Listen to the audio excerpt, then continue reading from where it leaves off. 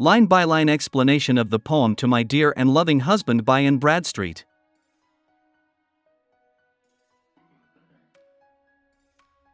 Line 1. If ever two were one, then surely we.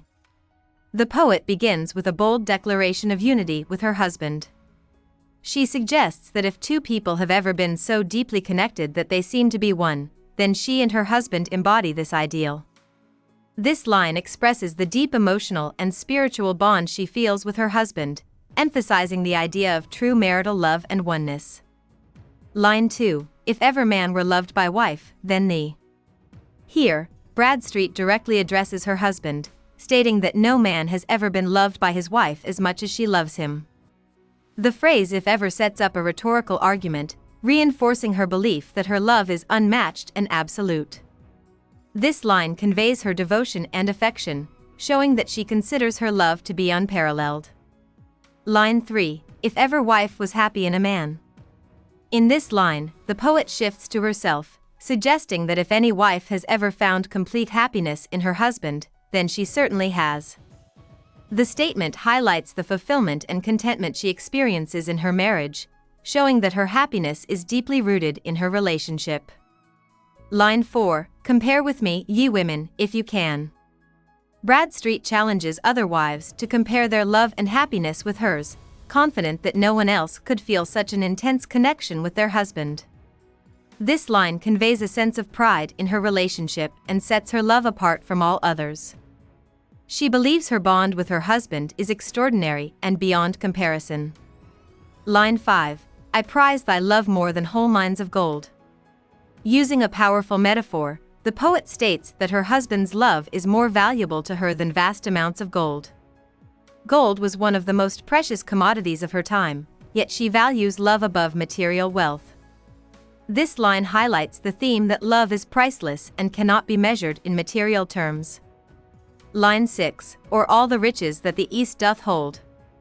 Bradstreet extends the metaphor by comparing her husband's love to the immense wealth of the East, referring to Asia and the Middle East, which were seen as lands of great riches and luxury. She implies that even the treasures of the world cannot compare to the love she shares with her husband, reinforcing the depth and sincerity of her affection. Line 7. My love is such that rivers cannot quench.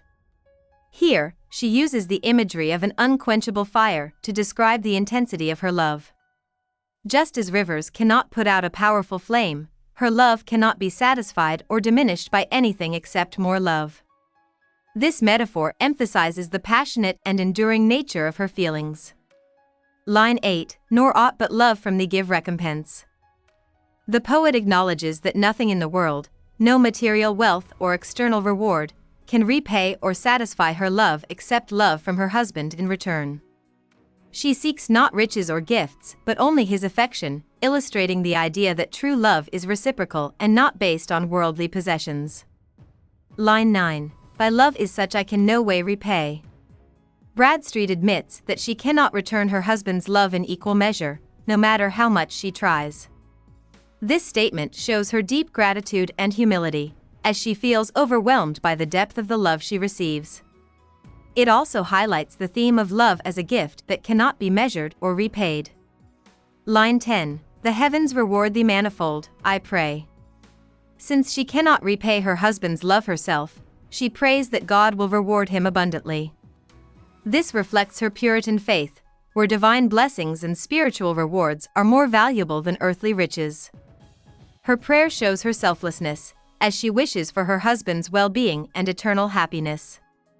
Line 11. Then while we live, in love let's so persevere.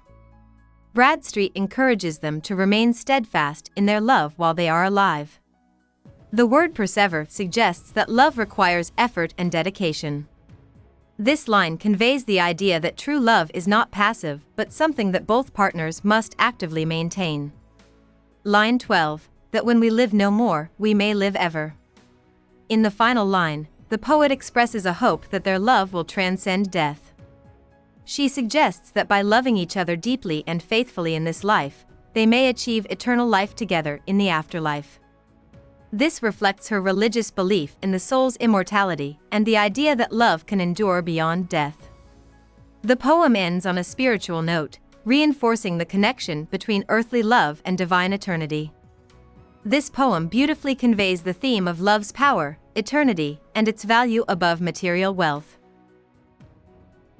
Hope we summarized it fully and you liked it. Please hit the like button and subscribe to our channel so that we are motivated to create more videos.